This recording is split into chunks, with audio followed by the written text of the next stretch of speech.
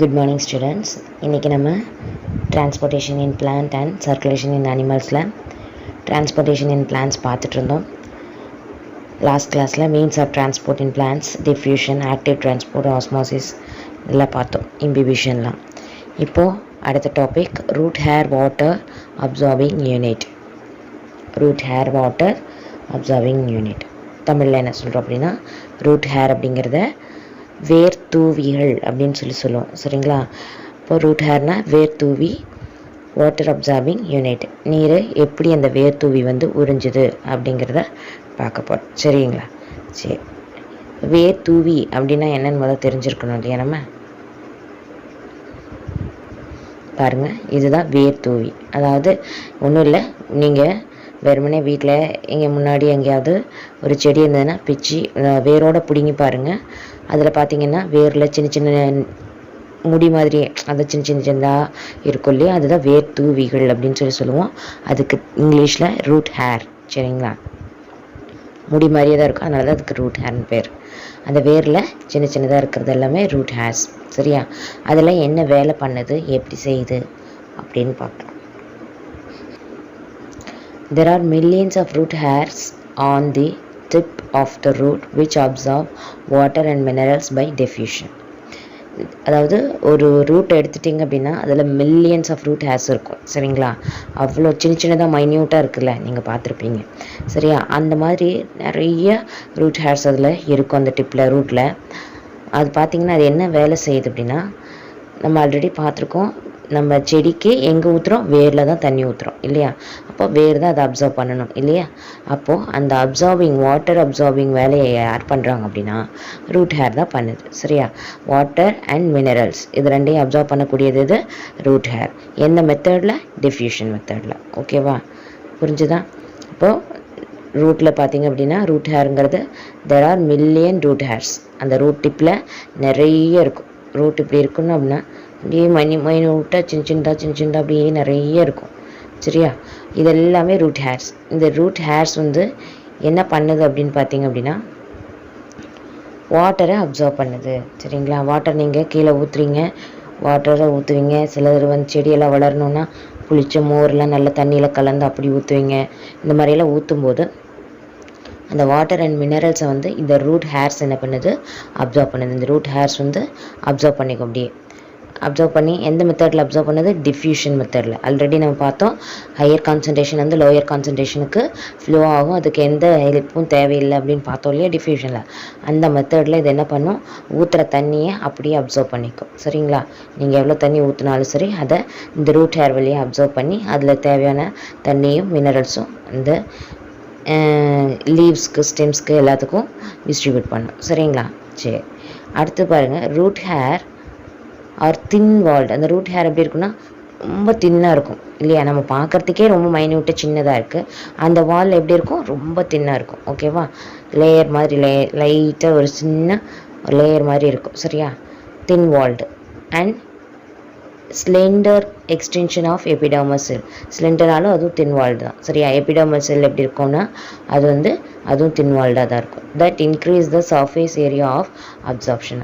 Absorb ஆகும்போது, அதாவது உறிஞ்சிக்கும் போது அந்த சர்ஃபேஸ் ஏரியா என்ன ஆகும்? இன்க்ரீஸ் ஆகும். அதான் நம்ம ஏற்கனவே சொன்னோம், அந்த இம்பிபிஷனில் கூட தண்ணி அப்சார்ப் பண்ணிச்சுன்னா அந்த ட்ரையாக இருக்கிற இடம் என்ன ஆகிடும்? ஊறிடும் இல்லையா? உள்ளே அப்சர்வ் பண்ணுவோம். அப்போ இன்க்ரீஸ் ஆகுது. அந்த மாதிரி இருக்கிறதுக்காக அந்த தின் வால் இருக்கு இல்லையா, எபிடர்மல் செல்லு, அது என்ன பண்ணுது? அப்படியே இன்க்ரீஸ் ஆகும். எதுக்காக? எலாபரேட் ஆகும், விரியும். என்னென்னா தண்ணி உள்ளே உறிஞ்சிக்கிட்டதுக்கப்புறம். ஓகேவா? அப்சார்ப்ஷன் ஏரியா அப்படியே எலாபரேட் ஆகும், இன்க்ரீஸ் ஆகும். சரியா? அதுதான் இதில் சொல்லியிருக்காங்க. ரூட் ஹேர் எதுக்கு யூஸ் ஆகுது? நம்ம கொடுக்கக்கூடிய தண்ணி மினரல்ஸை அப்சர்வ் பண்ணும். எந்த மெத்தடில்? டிஃப்யூஷன் மெத்தடில். அப்படி அப்சர்வ் பண்ணும்போது அந்த தின் வாலாக இருக்கும். சரியா? ரூட் ஹேரில் அது என்ன ஆகும்? எபிடர்மல் செல்லுன்னு சொல்லுவோம். அதுவும் என்ன? ஸ்லெண்டர்ஸ் எக்ஸ்டென்ஷன் அப்படின்னா அந்த தின் வால் இப்படி லைட்டாக அந்த தண்ணி உரிய அப்படியே எக்ஸ்டென்ஷன் ஆகும், இன்க்ரீஸ் ஆகும். அதை தான் சொல்லியிருக்காங்க. ஓகேவா? சரி, அடுத்தது இப்போ பார்த்தீங்க அப்படின்னா இது பார்ட்ஸை பார்த்துக்கலாம். இது ரூட்டு. இந்த ரூட்டில் இது ரூட் ஹேர்ஸ்ன்னு சொல்லிட்டோம். ரூட் ஹேர் இது கீழே ரூட்டில் அடியில் எப்பயுமே ஒரு அடியில் ஒரு மூடி மாதிரி இருக்கிற மாதிரி இருக்கும், ரூட் கேப்னு சொல்லுவோம். சரிங்களா, எல்லா வேர்லேயுமே இந்த பாயிண்ட் இருக்கும். Region of meristematic activity. இது என்ன பண்ணும், இதோட வளர்ச்சியினுடைய ஒவ்வொரு சேஞ்சஸ்க்கும் இதுக்கு வந்து இது வந்து ஹெல்ப்ஃபுல்லாக இருக்கும். சரி, இதை பற்றி நம்ம இப்போ பார்க்க போகிறதில்ல. ரீஜன் ஆஃப் எலாங்கேஷன், அதுலேருந்து வளர்ச்சி அடைகிற இந்த பார்ட் வந்து எலாங்கேட் ஆகும்.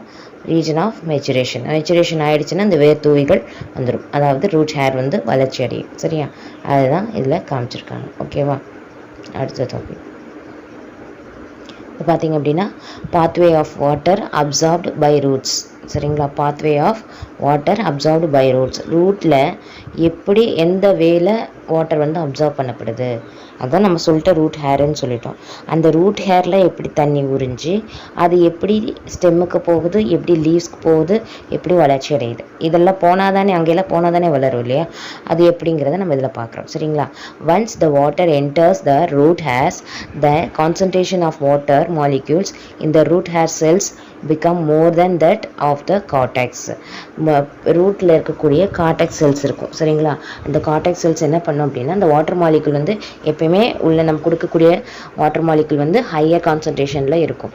அப்போது அந்த என்ன பண்ணிக்கும், அந்த கார்டெக்ஸ் வந்து அந்த ஹேர் செல்ஸ் ரூட் ஹேர் செல்ஸில் இருக்கக்கூடிய கார்டெக்ஸ் வந்து அந்த ஹையர் கான்சன்ட்ரேஷன் இருக்கிற வாட்டர் மாலிகுலை எடுத்துக்கும். சரிங்களா, இப்போ பார்த்தீங்க அப்படின்னா ஒன்ஸ் அந்த வாட்டர் வந்து என்டர் ஆகுது, ரூட் ஹேர்க்குள்ளார என்டர் ஆகுது அப்படின்னா அந்த வாட்டரோட கான்சன்ட்ரேஷன் வந்து உள்ளே போகும்போது அந்த கார்டெக்ஸில் ரூட் ஹேர் செல்ஸில் இருக்கக்கூடிய கார்டெக்ஸில் அதோட கான்சன்ட்ரேஷன் இன்னும் ஹையஸ்ட்டாக போகிறதுக்கு இருக்குது. சரியா, அப்போது அந்த டைமில் water from the root hair moves to the cortical cells by osmosis and then reaches the xylem. என்ன பண்ணுது அப்படின்னா, இந்த கார்டிகல் செல்ஸ் இருக்கு இல்லையா, ரூட் ஹேரில் இருக்கக்கூடிய பாருங்கள், இது ரூட் ஹேர் இங்கே இருக்கு இல்லையா வெளியில், இப்படி இதுலேருந்து என்ன பண்ணுது, தண்ணி அப்சார்ப் பண்ணுது. சரிங்களா, அந்த ஏரோ மார்க் எல்லாமே தண்ணி போகிற வழி. சரியா, அப்போது அப்சார்ப் பண்ணிவிட்டு அந்த கார்டெக்ஸ் செல்ஸ் இருக்கு இல்லையா, கார்டெக்ஸ் செல்ஸ் வழியாக என்ன அப்சார்ப் பண்ணுது, ஹையர் கான்சன்ட்ரேஷன், அந்த வாட்டரோட ஹையர் கான்சன்ட்ரேஷனில் இருக்கக்கூடிய மாலிகல்ஸ் அப்படியே அப்சார்ப் பண்ணிவிட்டு அது ஃபுல்லாக எந்த மெத்தடில் உள்ளே கொண்டு போகுது அப்படின்னா ஆஸ்மாசிஸ் மெத்தடில் உங்களுக்கு என்ன பண்ணுது, அப்சர்வ் பண்ணி உள்ள சைலத்துக்கு கொண்டு போகுது. சரியா, ஒவ்வொரு செல்லுக்கு போகும்போது இங்கிருந்து போகக்கூடிய அந்த ஹையர் கான்சன்ட்ரேஷன் வந்து ஷேர் பண்ணும், இந்த செல்லுக்குன்னு ஷேர் பண்ணி போகுது இல்லையா. அப்படி ஷேர் பண்ணி போகும்போது ஈவனாக ஆஸ்மாசிஸில் ஈவனாக இருக்கணும், பேலன்ஸ் பண்ணுற மாதிரி. சரியா, அப்போது ஒவ்வொரு செல்லுமே என்ன பண்ணும், தண்ணி அந்த அளவு கரெக்டாக ஈக்குவலாக வச்சுருக்கும். அப்படியே ஃபில் பண்ணி அடுத்தது சைலத்துக்கு சென்ட் பண்ணிடும். ஓகேவா, இதுதான் வந்துட்டு ஆஸ்மாசிஸ் மெத்தடில் ரூட் ஹேர்லேருந்து தண்ணி அப்சர்வ் பண்ணி அது கார்டிக்கல் செல்ஸ் வழியாக எங்கே போகுது, சைலம் செல்ஸ்க்கு போகுது. சரியா,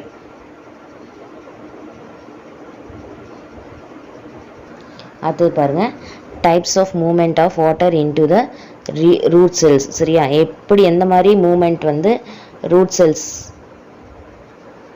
வாட்டர் வந்து அப்சர்வ் பண்ணி எந்த மாதிரி மூமெண்ட்டில் போகுது.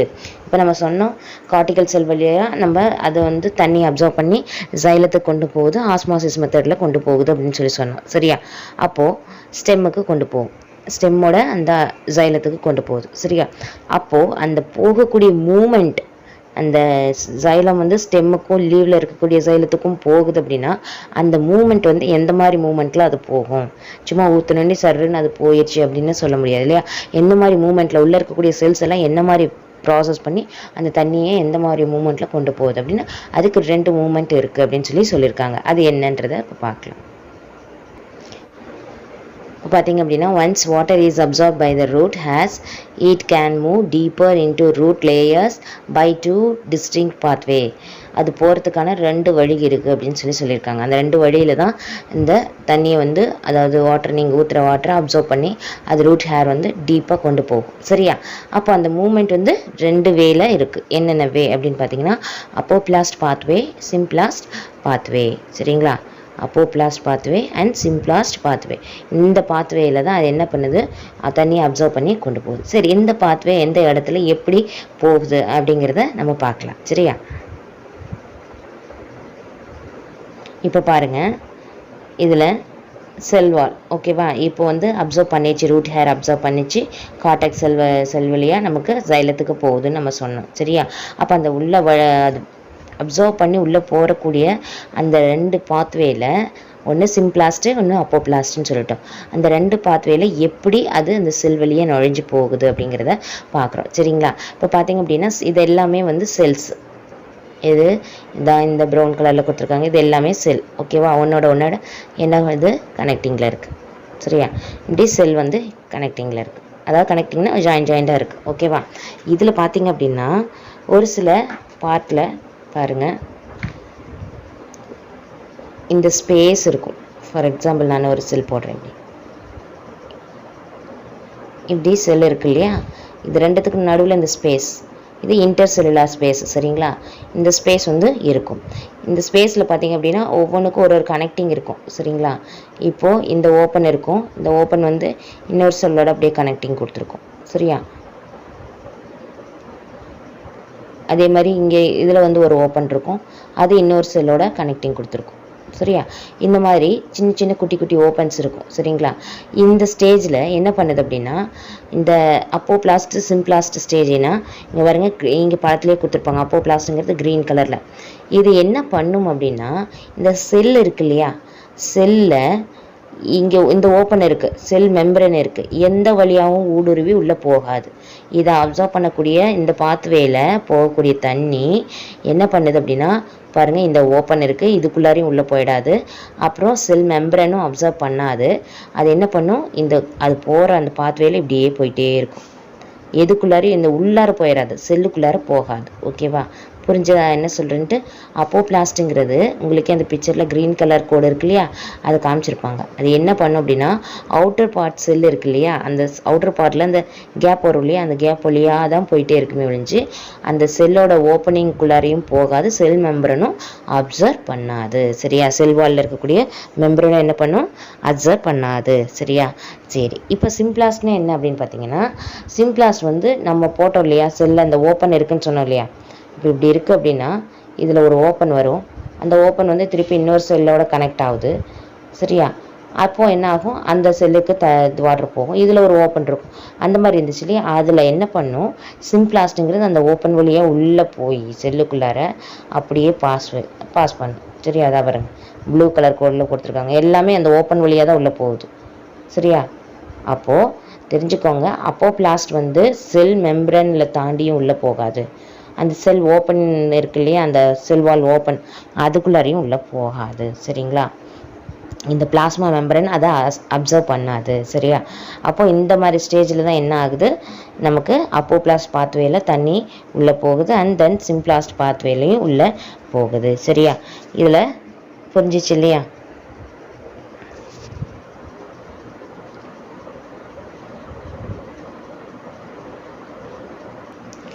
பாருங்க, the apoplastic movement of water occurs exclusively through the intercellular spaces and the walls of the cells. apoplastic movement அதாவது என்ன சொல்கிறாங்க, walls of the cells intercellular space சொன்னோம் இல்லையா, நம்ம அந்த செல்லுக்கு 2 செல்லுக்கு நடுவில் உள்ள ஸ்பேஸ் சொன்னோம் இல்லையா, அது வழியாக என்ன பண்ணும், இந்த அப்சர்வ் பண்ணக்கூடிய வாட்டரை எடுத்துகிட்டு போகும். சரி? அப்போபிளாஸ்ட்டுங்கிறது apoplastic movement does not involve it crossing the cell membrane. அந்த செல் மெம்பரன் வழியாக கிராஸ் பண்ணி போகாது. சரிங்களா?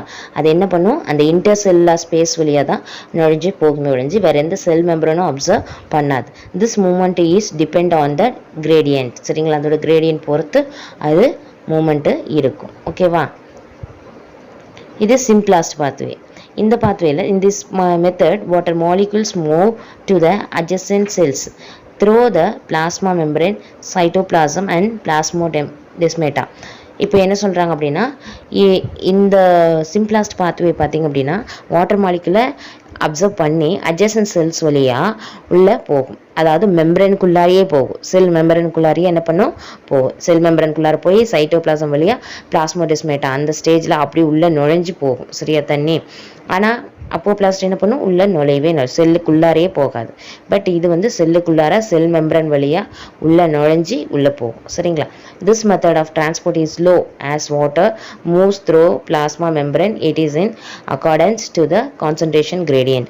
சரியா? இது இப்போ என்ன ஆகும் அப்படின்னா, ஆல்ரெடி நமக்கு தெரியும் இங்கே வெளியிலேருந்து போகக்கூடிய தண்ணி வந்து அந்த வாட்டர் வந்து ஹையர் கான்சன்ட்ரேஷனில் இருக்குன்னு சொல்லி சொன்னோம். அப்போ அந்த ஹையர் கான்சன்ட்ரேஷனை அப்சர்வ் பண்ணி உள்ளே கொண்டு போகும்போது அப்போபிளாஸ்ட் என்ன பண்ணுது, மேலோட்டமாக இருக்கக்கூடிய வழிகள் செல்லில் அப்படியே போயிடுது. சரியா? அப்போ அது சீக்கிரம் போயிடும். பட் இது என்ன பண்ணுது, செல் மெம்பரனுக்குள்ளார நுழைஞ்சு எல்லாம் ஒவ்வொரு செல்லையும் பார்ட்டாக தாண்டி ஒரு சைட்டோபிளாசத்தை தாண்டி பிளாஸ்மோடெஸ்மாட்டாவை தாண்டி அப்படி உள்ளே போகும்போது அதுக்கு என்ன ஆகும், எக்ஸ்ட்ரா டைமிங் ஆகுது. சரியா? என்ன ஆகுது, எக்ஸ்ட்ரா டைமிங் ஆகுது. சரியா?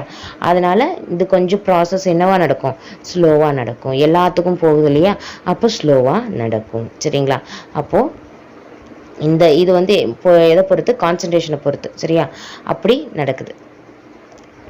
அதாவது அப்போபிளாஸ்ட் வந்து அதோட வேற எங்கேயுமே செல் மெம்பரனுக்குள்ளார எங்கேயுமே போகிறதில்ல. அந்த இன்டர்செல்லுலர் ஸ்பேஸில் எங்கே ஸ்பேஸ் கிடைக்குதோ அதுக்குள்ளார பூந்து போயிடுது. ஓகேவா? அப்போ சீக்கிரம் நடந்துடும். அது வந்து ஃபாஸ்ட் ப்ராசஸ். பட் இது வந்து செல் மெம்பரன் வழியாக அப்சர்வ் பண்ணி உள்ளே போய் சைட்டோபிளாஸ்டுக்கு போய் பிளாஸ்மோடெர்மாட்டாக்கு போயிட்டு அதுக்கப்புறம் அது ஸ்டெம்முக்கு அது அப்சர்வ் பண்ணுது. சரியா? அப்போ இந்த பாத்வே வந்து கொஞ்சம் ஸ்லோவாக தான் நடக்கும் இந்த ப்ராசஸ். ஓகேவா? ஓகே. அடுத்தது இது டிரான்ஸ்பிரேஷன். டிரான்ஸ்பிரேஷன்னா என்னென்னா, ஆக்சுவலாக இதில் வந்து உங்களுக்கு transpiration is the evaporation of water from the aerial parts of the plant, especially through stomata in leaves. அதாவது டிரான்ஸ்பிரேஷனுங்கிறது ஒன்றும் இல்லை, நீராவி போக்குன்னு சொல்லுவோம்.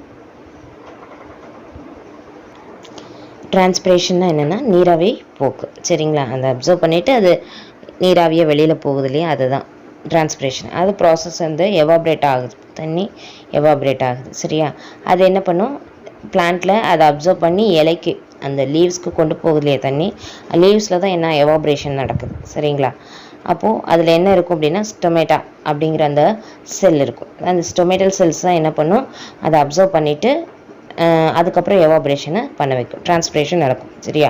Stomata are open in the day and closed in at night. சரியா? ஸ்டொமேட்டா என்ன பண்ணும் அப்படின்னா, டே டைமில் ஓப்பனில் இருக்கும். சரியா? ஓப்பனில் இருக்கும்போது என்ன ஆகும், அது வாட்டரை அப்சர்வ் பண்ணிக்கும். சரிங்களா? அடுத்தது பார்த்திங்க அப்படின்னா க்ளோஸ்ட் அட் நைட் டைமில் என்ன ஆகும், ஸ்டொமேட்டல் செல்ஸ் வந்து க்ளோஸ்ட் ஆகிடும். அப்போ அந்த இடத்துல என்ன ஆகும், எவாப்ரேட் ப்ராசஸ் வந்து நடக்கும். சரியா? The opening and closing of the stomata is due to the change in turgidity of the guard cells.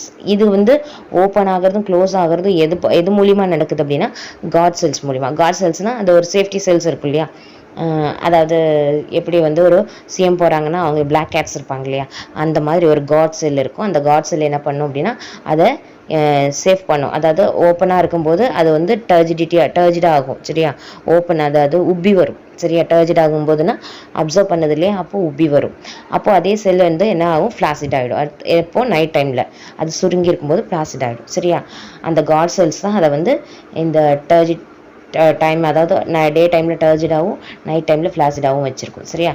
When water enters into the guard cells they become turgid and the becomes flaccid and the stomata closes. சரியா? அதாவது close ஆகும்போது flaccid ஸ்டேஜில் வந்துடும். அது picture பார்த்தீங்க உங்களுக்கு அப்படி புரியும். அதாவது டிரான்ஸ்பிரேஷன் வந்து நடக்குதாங்கிறத நம்ம தெரிஞ்சுக்கிறதுக்கு இவங்க இந்த மெத்தடை உங்களுக்கு காமிச்சிருக்காங்க. அதாவது ஒரு செடி எடுத்துக்கிட்டிங்க அப்படின்னா அது மேலே வந்து ஒரு பிளாஸ்டிக் பேக் போட்டு கட்டி வச்சுட்டிங்க அப்படின்னா ஒரு சர்டைன் ஸ்டேஜ் கொஞ்சம் நேரம் நீங்கள் கழித்து பார்த்தீங்க அப்படின்னா அதில் அந்த பேகு ஃபுல்லாக வந்து உங்களுக்கு வாட்டர் ட்ராப்லெட்ஸ் இருக்கும். ஏன் அப்படின்னா அப்போ பிளான்ஸில் வந்து என்ன நடக்குது, எவாப்ரேஷன் நடக்குது இல்லையா. எவாப்ரேஷன் இருந்தால் தானே அது மூடி வச்சுன்னு அது மேலே நீர், இப்போ நம்ம ஒரு பாத்திரம் தண்ணி சூடாக இருக்குது அப்படின்னா அப்போ அந்த சூடாக இருக்கிற அந்த நேரத்தில் நம்ம மேலே அந்த தட்டு வச்சு மூடிட்டோம் அப்படின்னா எடுக்கும்போது என்ன ஆகுது, அந்த ஹீட்னால ஒரு எவாப்ரேஷன் நடந்திருக்கு. ஸோ மேலே அந்த ட்ராப்லெட்ஸ் இருக்கும் இல்லையா, அதே மாதிரி தான் பிளான்ட்லேயும் நடக்குது அப்படிங்கிறத நம்ம செக் பண்ணுறதுக்கு என்ன பண்ணுறோம், ஒரு பிளான்ட்டை எடுத்துக்கிட்டு அந்த பிளான்ட்டை வந்து தனியாக எடுக்கக்கூடாது. அந்த பிளான்ட் என்ன பண்ணணும், செடி அதாவது ஒரு தொட்டியில் ஃபிக்ஸ் பண்ணி வச்சுருக்கணும். சரியா? இல்லை ஒரு நிலத்தில் ஃபிக்ஸ் பண்ணி வச்சுருக்கோம். அது மேலே நம்ம இந்த பாலிதீன் பேக்கை வந்து கவர் நல்லா இறுக்கி டைப் பண்ணிட்டோம்னா அதுக்கு மேலே கொஞ்சம் நேரம் கழித்து பார்த்தீங்கன்னா வாட்டர் ட்ராப்லெட்ஸ் வந்து இருக்கும். சரியா? அப்போது என்ன ஆகுது அப்படின்னா எவாப்ரேஷன் நடக்குது, டிரான்ஸ்பிரேஷன் நடக்குது அப்படின்னு சொல்லிட்டு சொல்கிறாங்க. ஓகேவா? தெரிஞ்சுக்கிறதுக்கு பாருங்கள், இதுதான் ஸ்டொமேட்டல் செல்ஸ். ஓகேவா? இந்த ஸ்டொமேட்டல் செல்ஸ் பார்த்தீங்க அப்படின்னா இப்போ இந்த டிரான்ஸ்பிரேஷன் அப்போ நம்ம சொன்னோம் இல்லையா, இந்த ஸ்டொமேட்டா செல்ஸ் வந்து என்ன பண்ணோம், டே டைமில் வந்துட்டு ஓப்பனாக இருக்கும், நைட் டைமில் வந்து க்ளோஸ்டாக இருக்கும்னு சொன்னோம் இல்லையா, அது இதுதான். சரிங்களா? இது வந்து ஓப்பன், இது க்ளோஸ். இது ஸ்டொமேட்டல் செல்ஸு. அதோட காட் செல் சொன்னாலே காட் செல் தான் என்ன பண்ணும், அதை ஸ்டொமேட்டலை வந்து ஓப்பன் பண்ணுறதும் க்ளோஸ் பண்ணுறதோட வேலை என்ன அப்படின்னா காட் செல் தான். அப்போ அந்த காட் செல்ஸ் எதுன்னா இந்த பீன் ஷேப்பில் இருக்கு இல்லையா, இதுதான் காட் செல். சரியா? இந்த காட் செல் என்ன பண்ணும் அப்படின்னா டே டைமில் உங்களுக்கு, அதாவது மார்னிங் டே டைமில் உங்களுக்கு வந்து ஓப்பன் ஆகும். ஏன் அப்படின்னா அப்சர்வ் பண்ணுது இல்லையா, வாட்டர் அப்சர்வ் பண்ணும்போது என்ன ஆகும், டர்ஜிட் ஆகும். சரியா? இந்த டர்ஜிட் ஆகுதுன்னா அப்படி உப்பி இருக்கும். சரிங்களா? நல்லா ஓப்பன் ஆகிட்டு இருக்கும். ஓகேவா? இது ஓப்பன் ஆகிருக்கு இல்லையா. இது பார்த்தீங்க அப்படின்னா நைட் டைமில் என்ன ஆகுது, இந்த ஸ்டொமேட்டல் காட் செல்ஸ் என்ன பண்ணுது அப்படின்னா அப்படியே க்ளோஸ்ட் ஆகிடும், ஓப்பனே இருக்காது. பிகாஸ் இதை வந்து ஃப்ளாசிட் சொல்லுவோம். சரிங்களா? இந்த செல்ஸ் வந்து எபிடமல் செல்ஸ் என்ன ஆகுது அப்படின்னா இந்த தண்ணியை வந்து எவாபரேட் பண்ணுது. சரியா? வாட்டரை எவாபரேட் பண்ணுறதுனால இங்கே என்ன ஆயிடும், க்ளோஸ் ஆகிடும். தண்ணி எல்லாம் உள்ளே போயிட்டு அப்படியே க்ளோஸ் ஆகிடும். காலையில் பார்த்தீங்க அப்படின்னா அப்படியே இந்த ட்ராப்லெட்ஸ் எல்லாம் இருக்கும். சரியா? அந்த மாதிரி ஒரு ஃபார்மேஷன் ஏற்படும். ஓகேவா? புரிஞ்சுதா? இதில் பார்த்தீங்க அப்படின்னா இது டர்ஜிட், இந்த இது வந்து டர்ஜிட் ஸ்டொமேட்டல் செல்ஸ். சரியா? இது வந்து ஃப்ளாசிட்னு சொல்லுவோம். Flaccid stomatal cells. ஓகேவா? இது வந்து டே டைம், இது நைட் டைம். ஓகேவா? புரிஞ்சுதா? அடுத்தது இப்போ பாருங்க, water evaporates from mesophyll cells of leaves through the open stomata. This lower water concentration in mesophyll cells. As a result, more water is drawn into these cells from the xylem present in the veins through the process of osmosis.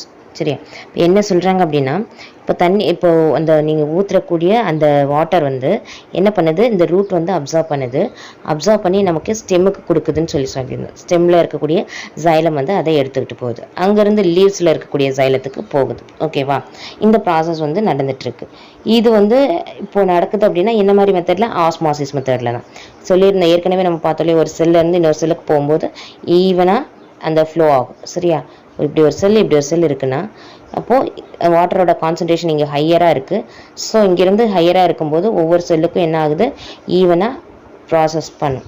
Osmosis மெத்தடில் தண்ணி அந்த வாட்டரை வந்து observe பண்ணிவிட்டு ஸ்டெம்மோட ஜைலத்துக்கு first அனுப்பும், அடுத்தது அங்கேருந்து லீவ்ஸோட ஜைலத்துக்கு அனுப்பும். சரியா? அப்போது இந்த ப்ராசஸ் வந்து இதில் நடக்குது. அப்போ லீவ்ஸோட ஜைலத்துக்கு போகுது, லீவ்ஸ் என்ன ஆகுது, எவாப்ரேட் பண்ணுது. ஓகேவா? பாருங்கள், லீவ்ஸ் வந்து எவாப்ரேட் பண்ணுது.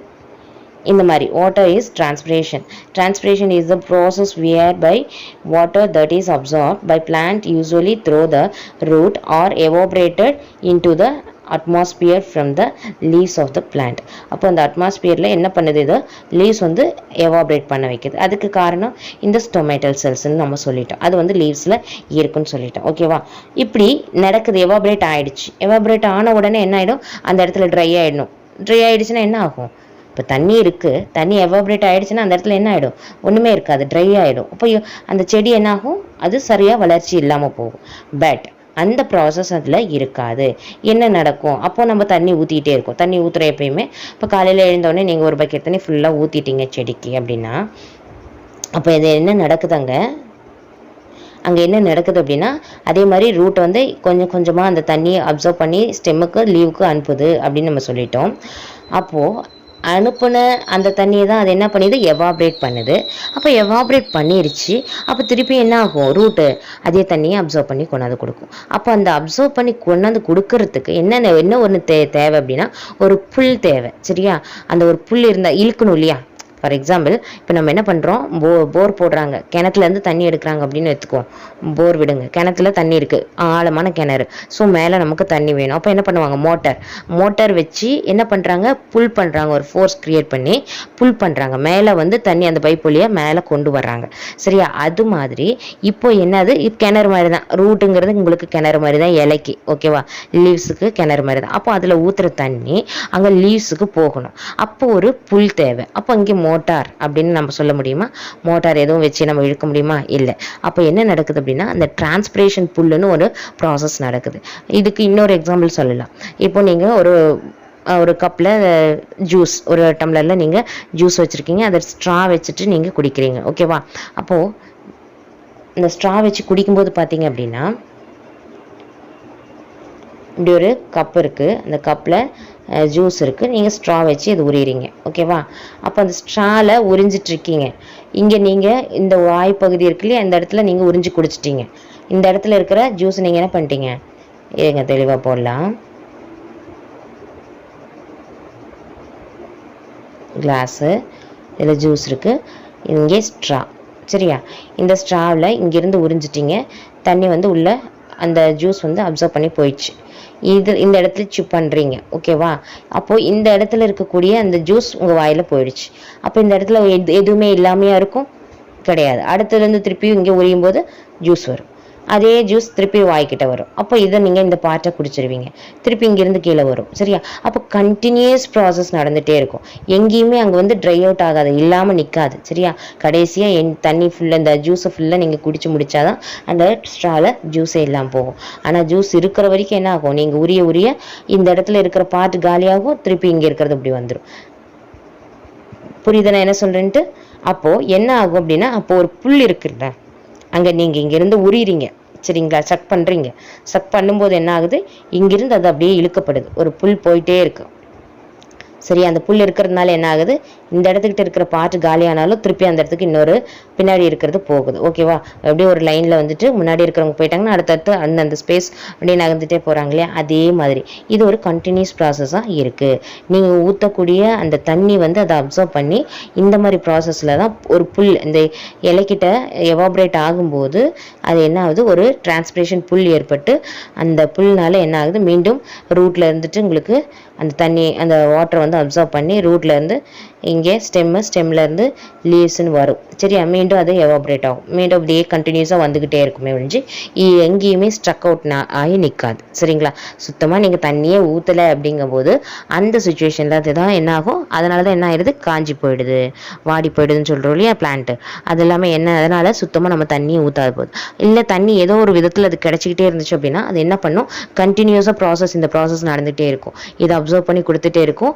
தேவையானது போக மீதியை வந்து இந்த லீவ்ஸ் வந்து எவாப்ரேட் பண்ணிக்கிட்டே இருக்கும். ஓகேவா? இதுதான் நடந்துட்டுருக்கும். சரியா? புரிஞ்சுதான்? இதுதான் டிரான்ஸ்பிரேஷன் அப்படின்னு சொல்லி நம்ம சொல்கிறது. ஓகேவா? சரி, அடுத்த டாபிக் ஃபேக்டர்ஸ் அஃபெக்டிங் டிரான்ஸ்பிரேஷன். இந்த டிரான்ஸ்பிரேஷனை வந்து எந்த ஒரு ஃபேக்டர்ஸ் வந்து அஃபெக்ட் பண்ணுது அப்படின்னு சொல்லிட்டு கேட்குறாங்க. சரியா? என்னன்னு சொல்கிறாங்க பார்க்கலாமா? இதில் பார்த்தீங்க அப்படின்னா, transpiration is affected by several external factors such as temperature, light, humidity and wind speed. அதாவது டெம்பரேச்சர், அதாவது எப்பயுமே பிளான்ஸுக்கு நமக்கு ரொம்ப முக்கியமான ஹீட் வேணும். சரியா? அதுக்காக ஓவர் ஹீட்டும் இருக்கக்கூடாது. லைட் வேணும். அடுத்தது ஹுமிடிட்டி, எப்பயுமே ஈரப்பதம் இருந்துக்கிட்டே இருக்கும். சரியா? ஹீட்டும் லைட்டும் இருக்கும்போது கண்டிப்பாக ஈரப்பதம் இருந்துச்சுன்னா அது நல்லா வரும். இல்லை ஈரப்பதம் இல்லை அப்படிங்கும்போது இந்த செடி வந்து அது அஃபெக்ட் ஆகும். சரியா? ஹியூமிடிட்டி இருக்கணும். அண்ட் விண்ட் ஸ்பீட், அந்த காற்றோட அந்த ஸ்பீட் லெவல் இருக்கணும். ஓவராக காற்று அடிச்சதுன்னா என்ன ஆகும், செடி சாஞ்சிரும் இல்லையா? அந்த மாதிரி இல்லாமல் விண்டோட அந்த ஸ்பீட் ரொம்ப முக்கியம். ஓகேவா? இது எல்லாமே வந்து இந்த டிரான்ஸ்பிரேஷனில் இருக்கக்கூடிய இதில் ஏதாவது ப்ராப்ளம் வந்துச்சு அப்படின்னா அஃபெக்ட் ஆகும். சரியா? அது போல் இது வந்து அவுட்டரில். But internal factors that affect transpiration include number of distribution of tomato. சரியா? அந்த டிஸ்ட்ரிபியூஷன், அந்த டொமேட்டல் வந்து எந்த அளவுக்கு டிஸ்ட்ரிபியூட் ஆயிருக்கோ அதை பொறுத்து அந்த டிரான்ஸ்பிரேஷனுங்கிறது இருக்குது அப்படின்னு சொல்லி சொல்கிறாங்க. சரியா? இப்போ பார்த்தீங்க அப்படின்னா, internal factors that affect transpiration include number and distribution of stomata, percentage of open stomata, water status of plant, canopy structure. சரிங்களா? இப்போ என்ன சொல்கிறாங்க அப்படின்னா, எக்ஸ்டர்னல் ஃபேக்டர் உங்களுக்கு தெரிஞ்சிச்சு, temperature, light, humidity, wind speed. Okay, இது எக்ஸ்டர்னல் ஃபேக்டர்ஸ். பட் இன்டர்னல் ஃபேக்டர்ஸில் என்ன எது வந்து அஃபெக்ட் ஆனால் பிரச்சனை அப்படின்னு பார்த்தீங்கன்னா, first number of stomatal cells வந்து டிஸ்ட்ரிபியூட் ஆகிருக்கு எவ்வளோ அப்படிங்கிறது, அது ரொம்ப முக்கியம். அடுத்தது பர்சன்டேஜ் ஆஃப் ஓப்பன் ஸ்டொமேட்டா என்ன பண்ணும், எப்பயுமே அப்சர்வ் பண்ணிக்கும், வாட்டர் அப்சர்வ் பண்ணிவிடும் இல்லையா? ஓப்பன் ஸ்டொமேட்டோட கவுண்டிங் எவ்வளோ இருக்குது, பர்சன்டேஜ் எவ்வளோ இருக்குது அப்படிங்கிறது முக்கியம். அடுத்தது பார்த்திங்க அப்படின்னா, water status of the plant, எந்த அளவுக்கு வாட்டர் வந்து அதை அப்சர்வ் பண்ணுது, நம்ம எந்த அளவுக்கு கொடுக்குறோம் அப்படிங்கிறது ரொம்ப முக்கியம். இப்போ பார்த்திங்க அப்படின்னா இந்த ஸ்டொமேட்டலோட பர்சன்டேஜ், அப்புறம் water status of the plant, canopy structure. சரியா, நீங்கள் கொடுக்கக்கூடிய வாட்டரோட அந்த எவ்வளோ கொடுக்குறீங்க, அது எவ்வளோ அப்சர்வ் பண்ணிக்குது அப்படிங்கிறத அது. அடுத்தது கெனாப்பி ஸ்ட்ரக்சருங்கிறது ஒன்றும் இல்லை, அந்த பிளான்ட்டோட அப்பர் பார்ட். சரிங்களா, பிளான்ட்டோ ஒரு ட்ரீயோ இருக்குன்னா அதோட அப்பர் போர்ஷன் தான் நம்ம என்னென்னு சொல்கிறோம் கெனாப்பி ஸ்ட்ரக்சர்.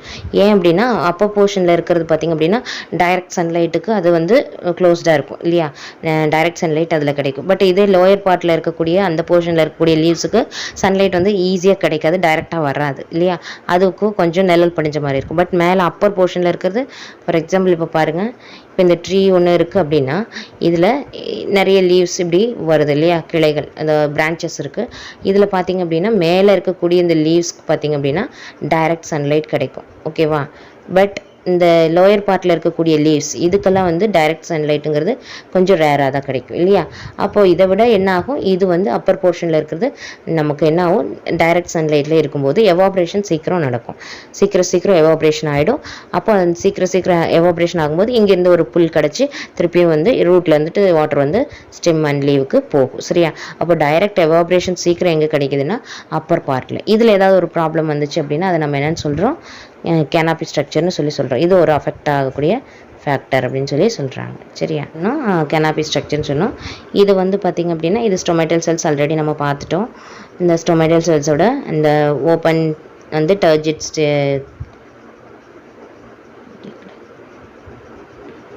இது ஓப்பன் பார்ட்டு, இது க்ளோஸ்டு பார்ட்டு, இது டர்ஜிடு, இது ஃப்ளாசிட்னு சொல்கிறாங்க.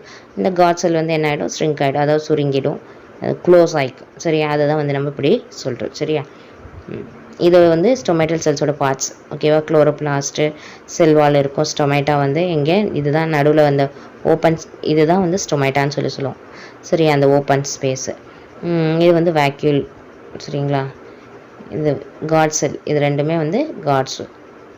ஸ்வாலன் ஸ்டேஜ் வந்து டர்ஜிடாகவும், ஸ்ட்ரெங்கன் செல்ஸ் வந்து ஃப்ளாசிடாகவும் சொல்கிறோம். சரியா, ஓகே. இது இப்போ வந்து இந்த டிரான்ஸ்பிரேஷன் நடக்கிறது விட முக்கியத்துவம் என்ன, எதுக்காக நடக்குது அப்படிங்கிறத நம்ம இதில் பார்க்கலாம்.